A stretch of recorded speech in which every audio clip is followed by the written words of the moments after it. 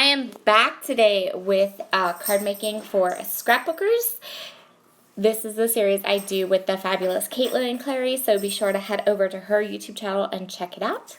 This month we are using cut-apart sheets, and I'm working with my How to Kill a Kit with Style for July. This is the last layout, or the last set of projects I did with this kit before we start a new one tomorrow. So this month's product focus is cut-apart sheets, and I had included in my kit these beautiful cut-apart sheets from Color Play, from Photo Play. They're called Color Play though, and we're gonna do some coloring. So you can see I have one up on the upper left-hand side that I did off camera, and then I'm gonna do this one on camera, and I'm actually gonna make two different cards for you today. So these cut-apart sheets are made on a special paper. They work okay with watercolor markers, but they are designed to work with alcohol markers. And so I've colored them with water-based markers. They do just fine. But part of the reason I really wanted to include these in my kit and use them and color is because I have recently started purchasing alcohol markers. I did a ton of research. I looked at everything. I asked on Facebook, and the ones I decided to go with were the Nuvo alcohol markers. And primarily, my reason for doing the Nuvo ones is because they are sold in packs of 3. The colors are put together and made so you don't have to figure out what blends with what. Copics confused the life out of me. I have to tell you the truth. I didn't have time to do like the research and the colors, and this was easy. You buy a pack, there's 3 markers in the pack, there's a light, a medium, a dark, and you can just blend away. And they blend fabulously. I don't have quite all of the different sets yet, and they are coming out with new ones, I think every month. So I still have a few more to get, but I have enough colors that I can color just about most things. So that's awesome. I left the coloring in so that you could see them and you could see how pretty they blend. They blend beautifully. I have nothing bad to say about them. There is a set that's specifically designed for like shadows and depth, and I still am practicing. I'm not perfectionist at all when it comes to coloring. This is like Jennifer McGuire coloring. If you've ever seen her videos where she's like, I'm not a colorist, but I just kind of toss some ink on it. Yeah, that's me. Love Jennifer McGuire. She makes me feel comfortable. She makes me feel like I can do it. But yeah, not with Copics. Oh my gosh, I was so confused. I couldn't do it. So for all of you out there who color with Copics, I applaud you immensely for being able to like pick colors and know how they go together. And oh my word, no. This was just easy. Easy to buy, easy to purchase, great price point. They retail for $5.99 for 3 markers. And yeah, really happy with them. So I'm going to go ahead and I am just coloring this beautiful set of flowers. I decided the flowers are done in this like beautiful, really loose and whimsical design, so I decided that I was going to color them the same way with kind of a loose and whimsical design. So you'll see like some of the colors go outside the lines, and it really works because of the way these specific flowers are drawn. I hope you enjoy the fact that I've left the coloring in. I know that I quite enjoy watching card makers color, and I know that it's fun. A lot of my coloring techniques, I took a lovely, fabulous class at Altenew. It's a short class. It's a very easy to understand class, and I think it's all about coloring, but it's a really good class, and it's not so in depth that you feel lost right away. And it's great. If you've never done coloring and you're interested, leave me a comment below and I will go hunt down that class for you and leave a link. But yeah, really, really good class. So yeah, this is my coloring. I zoomed my camera in. I managed to pretty much stay where I needed to stay to color with. I shifted off a couple times, but for the most part, we did good, right? And that's what matters. as I hone my card making and coloring skills. So that's where I'm going to stop this one. I'm just going to do a border. So there's a black border around the card, and I thought, well, let's jazz that up a little bit. So I took one of my markers, this teal one. In case you're wondering how I pulled the colors, what colors I chose to use, I matched up the colors that are in that floral paper beside me there.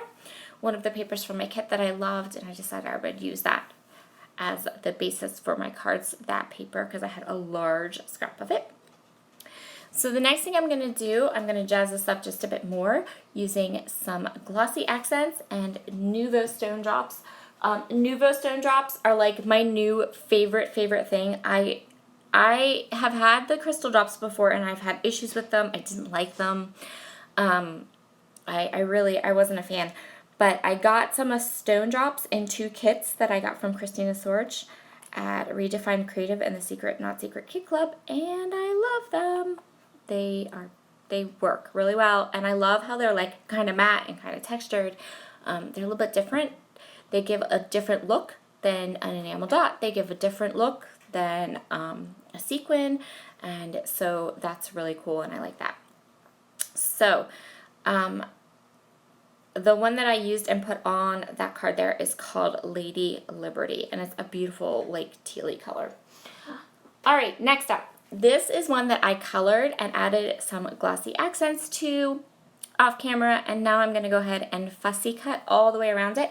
Instead of using this as a square cut apart, which is how it's kind of made to be used, I went ahead in and really fussy cut it out real close, and I'm going to use that as the front of my card and also the sentiment. I have a lot of card making videos for you this week, just because I am involved in an encouragement card hop and a couple other things, and it just seemed like this was the week for cards. So here we go.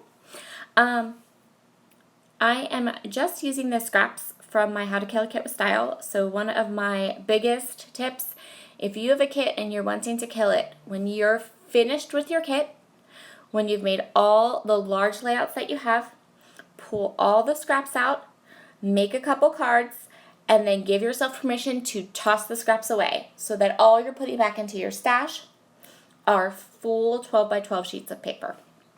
I cannot stress this enough. There is nothing there. It's okay. Those papers have given their all. You have made layouts with them. You have made cards with them. If you really are someone who can't throw something away that's like smaller than a 1 by 1 inch, then make a lot of cards as a last hurrah to your kit. That would be my biggest tip. It's something I do all the time when I have a collection or a kit and I'm kind of done with it. In my case, that means I'm bored. I will generally take all the scraps, make a bunch of cards, and then toss whatever's left. So now that doesn't mean the full 12, let me specify, toss the scraps, not the full 12 by 12 sheets. And the embellishments, those you keep, you put those back in your stash, just the scraps.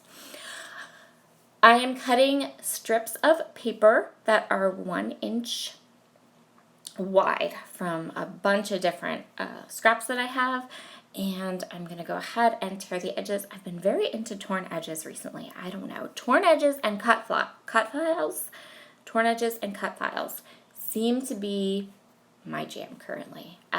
Maybe it'll change. Maybe it won't. I don't know. But that's it. That's where I seem to be going right now. Anyway. Okay, so trimming off those torn edges, and then I'm just going to add my colored piece there. And as you can see, this is the super duper colorful card. It's so cute though. I love it. I think it's great. It's bright and cheery and fabulous. And there we go. So that's going to be my card. Now I have set the other card aside because, of course, glossy accents and Nouveau Stone Drops, they're both going to take an age and a half to dry. An age and a half. And for whatever reason, every time I make a card base, I always have to trim it at the end because no matter what I do, one side is always crooked. Always crooked. I don't get it. There's always a side that doesn't work. And I would say that it's me, except that, you know what, I have bought cards at the store, like pre-made card bases, and I always end up having to trim those too, so I don't know.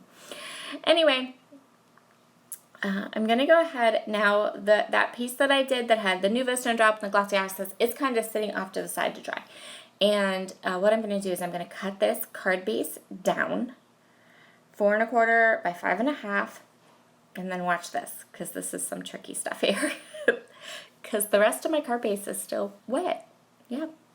So I'm going to adhere this piece of the floral paper to my card base.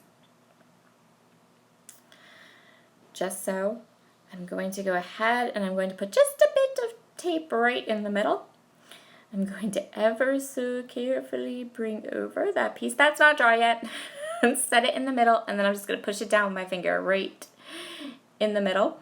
And then I can set it off to dry completely later, but you can see how the finished card is going to look. Here are some close-ups of both of these cards. Thank you so much for joining me today. Have a wonderful, wonderful Wednesday, and I will see you all again soon. Bye!